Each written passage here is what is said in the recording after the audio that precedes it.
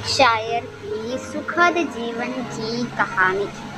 यह कहानी है इंदौर शहर की, जहाँ एक बहुत ही प्रसिद्ध शायर रहा करते थे। उसका दिन रात बस उसके किताबों और शायरी में ही गुजर जाया करता था।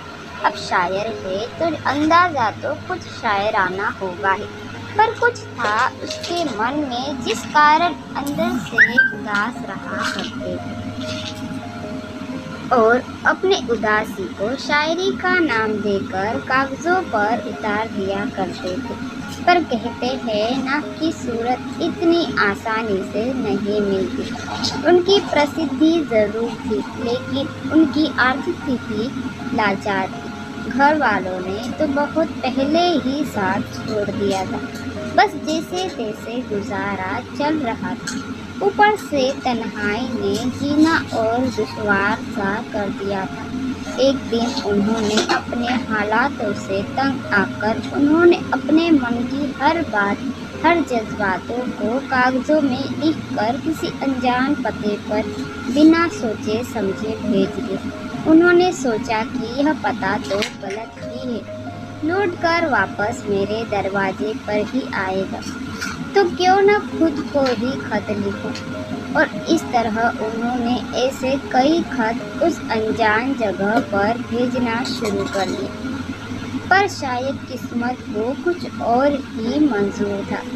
जिस पते पर उस शायर ने अपने खतों को भेजा, वह पता बनारस में रहने वाली एक चंचल सी लड़की का था।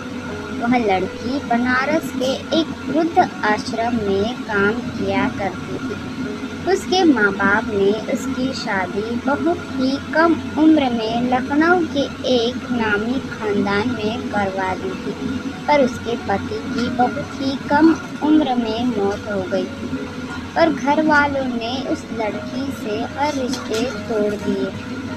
इसलिए वह बनारस आकर एक विधवा का जीवन जीती और वही वृद्ध आश्रम में काम करके अपना गुजारा करती। पहले पहले उसको उन खतों का मतलब समझ नहीं आया, लगा शायद किसी ने गलती से भेजा है। पर जब उसको हर बार यह खत मिलने लगे तो मन में आया कि एक बार खोल कर पढ़ ही लूं, शायद किसी का ज़रूरी पैगाम हो। ना जाने उन खतों में, उन शब्दों में क्या जादू था। वह लड़की भी वह पैगाम पढ़कर अब मुस्कुराने लगी। पहले पहले तो गुस्सा तो बहुत आया। सोचा कि अब जब डाकिया आएगा तो उसको बहुत डांटूंगी, पर न जाने वह ऐसा कुछ कर नहीं पाई, क्योंकि उन खतों में कोई फिजूल की बातें नहीं, बल्कि उस शायर ने मन के अंदर के भाव, वह जो किसी से कह नहीं पाया, वह लिखा हुआ था। कहीं न कहीं वह भाव उस लड़की के मन में भी थे, पर समाज के नियमों ने उस लड़की को विधवा का नाम देकर नकार दिया था। यह सब सोचना भी पाप बन गया था उसके लिए। यह शायर भी सोचकर हैरान था कि इतने खत लिखे मैंने, ना मुझे उनके जवाब आए, ना ही खत लौट कर आया। इस बार शायर ने उन खतों का जवाब मांगा। जब उस लड़की ने वह खत पढ़ा तो सोचकर हैरान रह गई और सोचा कि कैसे मैं किसी अजनबी को बिना जाने खत लिखूं। फिर भी हिम्मत करके उसने उसे खत में 2 शब्द लिखकर भेज ही दिया। शायर यह जानकर कि उसको खतों का जवाब आया, बहुत ही हैरान रह गया और उत्सुक हो उसने वह खत पढ़ा। जैसे वेद नक्श देखकर बीमारी बता देता, वैसे ही शायर ने उन शब्दों को पढ़कर उसके मन का हाल जान लिया। अब तो खतों का सिलसिला दोनों ओर से शुरू हो गया।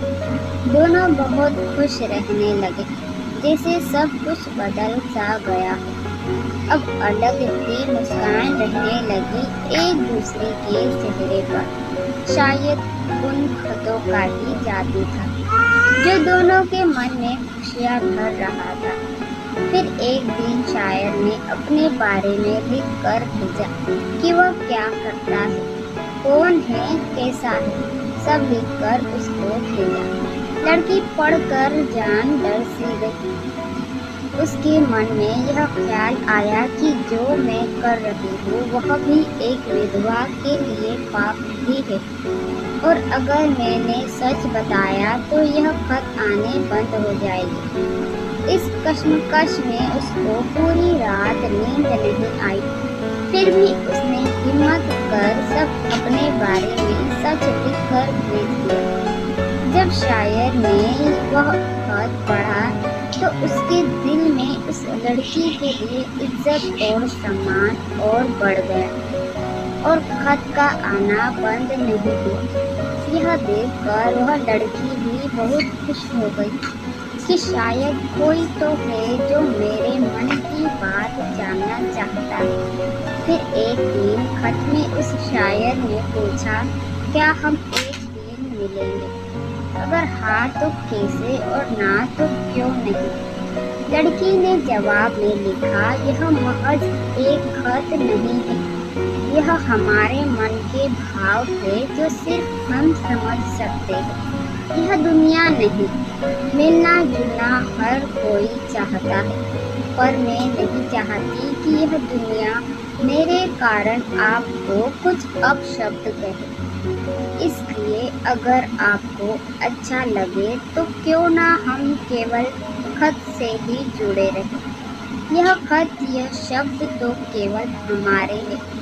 इनके बीच में कोई समाज है, ना कोई कानून, ना कोई नियम। जब शायर ने खत पढ़ा तो उसने भी उसके मन की बात को समझा और उसकी बात मान ली। समय बदला, अब शायर बहुत नाम कमाने लगा, बहुत तरक्की करने लगा। यहाँ वह लड़की भी विधवाओं की मन से सेवा करने लगी, और जो उसको और पढ़ने की चाहत थी उसको पूरा कर एक अच्छी शिक्षिका बन गई। पर जो नहीं बदला वह था खतों का आना जाना। माना इस कहानी में बहुत संवेदना और समाज के कुछ कटु सत्य छुपे हैं, पर प्यार में दिल के तार जोड़ना, आपसी समझ होना बहुत ज़रूरी होता है। आज के यंत्रों के दौर में लोग पास होकर भी दूर हो गए, और जो दूर है वह दूर होकर भी पास हो गए। इसलिए रिश्ता कोई भी क्यों ना हो, आपसी समझ, एक दूसरे का सम्मान और एक दूसरे की मन की सुनना बहुत ज़रूरी है, और यही हमें सुखद जीवन का आनंद देती है। आशा करती हूँ दोस्तों आपको यह कहानी पसंद आई होगी। अगर आप हमारे चैनल पे नए हो तो चैनल को लाइक, सब्सक्राइब और अपने दोस्तों में शेयर ज़रूर करें। कहानी सुनने के लिए धन्यवाद।